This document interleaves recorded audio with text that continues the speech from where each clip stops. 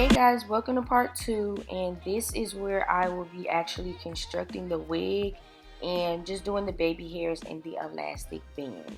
So when I'm placing my closure on the wig cap, I like to put it about a half an inch in front of it actually, just because it helps to lay it easier. I just learned this tip while watching a lot of other YouTube videos, and it definitely does make a difference.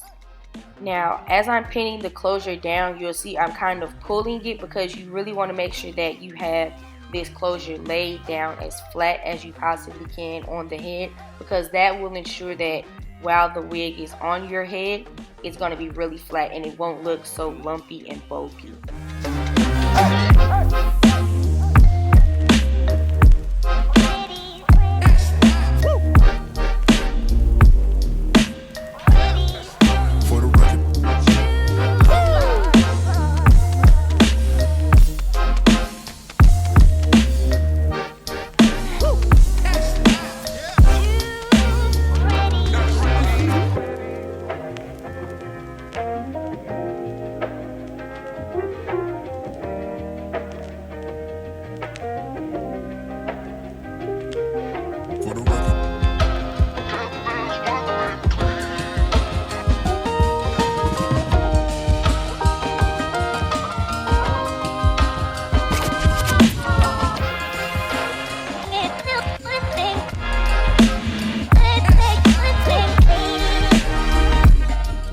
Now that I have all of the hair on the closure kind of pinned up, I'm going to start sewing the closure down. Now what I do is, once I have the needle on the closure, I just kind of split open those two threads just so that when I pull the needle through, that secures it. Another very important thing that you want to make sure you do is you do not want to sew through that elastic band on the wig cap, because then it's not going to be able to stretch and move how you want. So you just want to get the needle through that top layer of cloth only. So you really want to get kind of a close stitch on the closure just so that you make sure that it is sewn down tight and that it is secure. So as I'm sewing, you'll see I'm taking the thread, wrapping it over the needle, and then pulling. And I'm just repeating that process. This just, as I said, adds an extra layer of security. Pretty, pretty, pretty,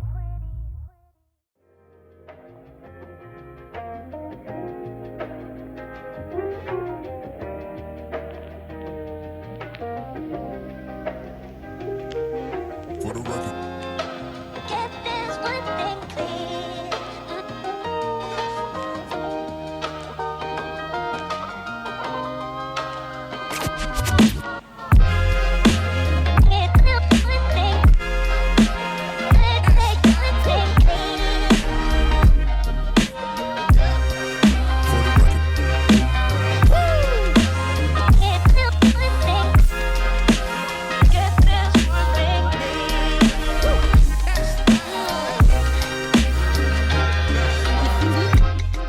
As we make our way to the end, you want to make sure that on that last stitch you remember how I said you want to wrap the thread one time around the needle. On your last stitch, you want to wrap it around twice. And as said before, this just adds some security to your closure.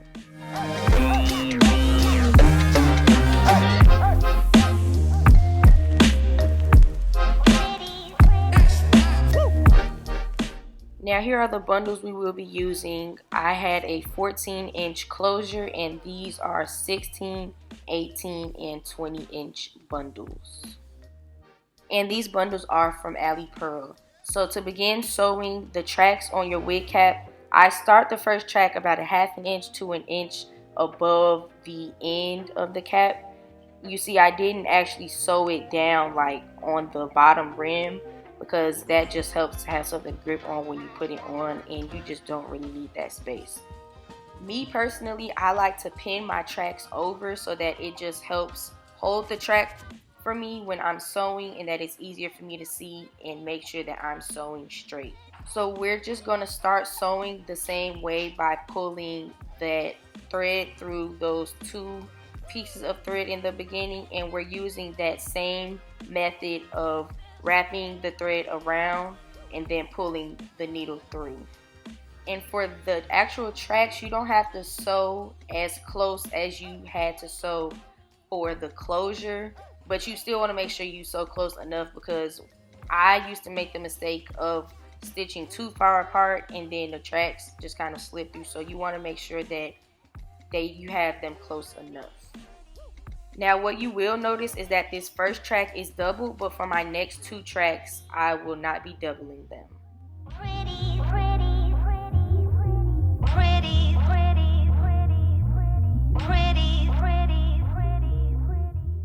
Now it's time to flip the track. I don't cut my tracks, I just flip them because it's easier, and to me cutting the tracks kind of adds shedding to the hair and I don't want that.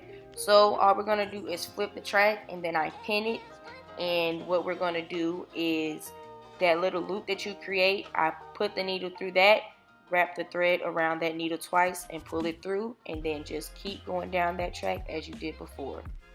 I also like to comb the tracks about every 2 tracks that I lay, just so that it doesn't get so puffy, and sometimes hair can get caught in the thread, so that just helps to take it out.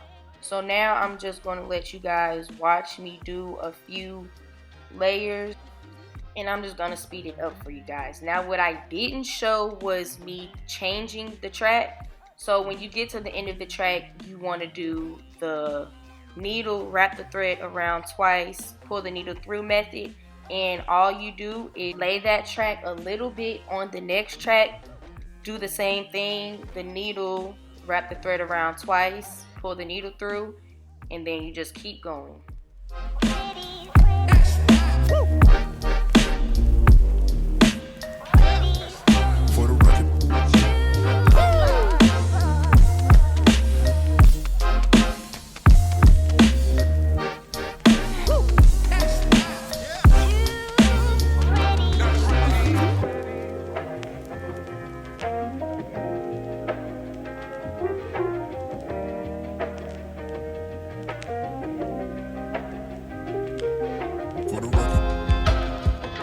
Now that we have reached the top, you just want to sew this track really close to the closure, and after this, we're done sewing.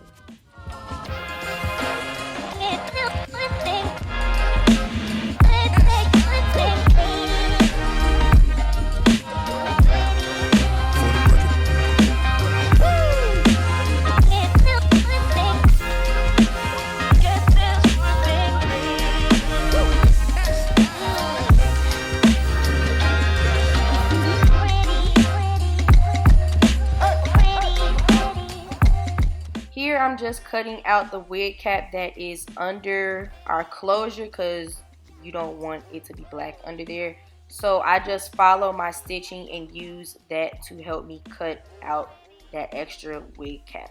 So now I'm just combing the hair out. I have it on my wig stand and I'm about to get ready to do my baby hair. So now all I'm doing is using my hot comb to really get that closure flat and getting it to lay right.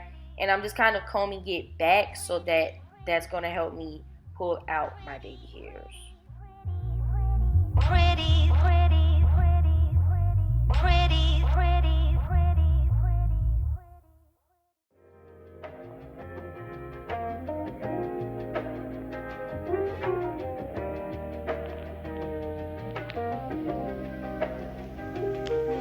For the record. Get this one thing clear.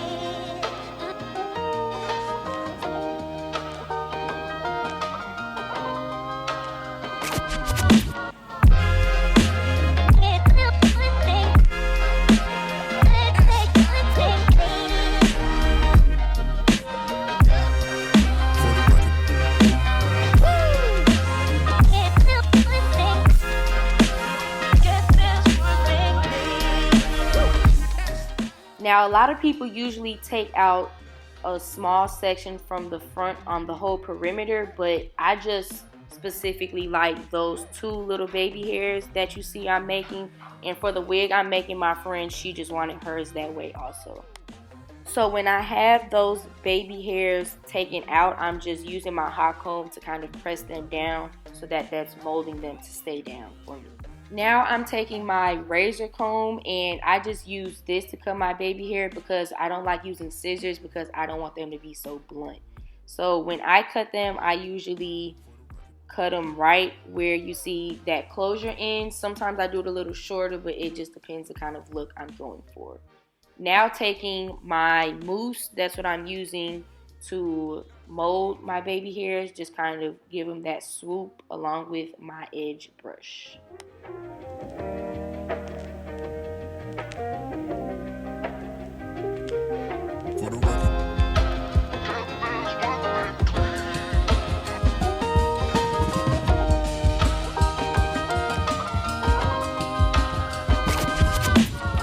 Here I am with my Got to Be Free spray, and I spray that on the top just to help tame flyaways, and I kind of put it on the front just to help keep that back.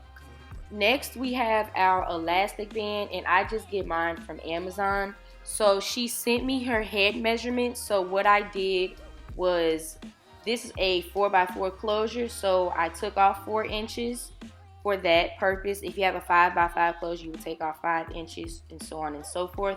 And then I take off an extra 1.5 to 2 inches just because you want it to really be able to stretch and you want it to be able to lay that wig flat. Now here I am. This is important, how you wrap the elastic band around, because if you don't do this right, your elastic band is going to be twisted on your head.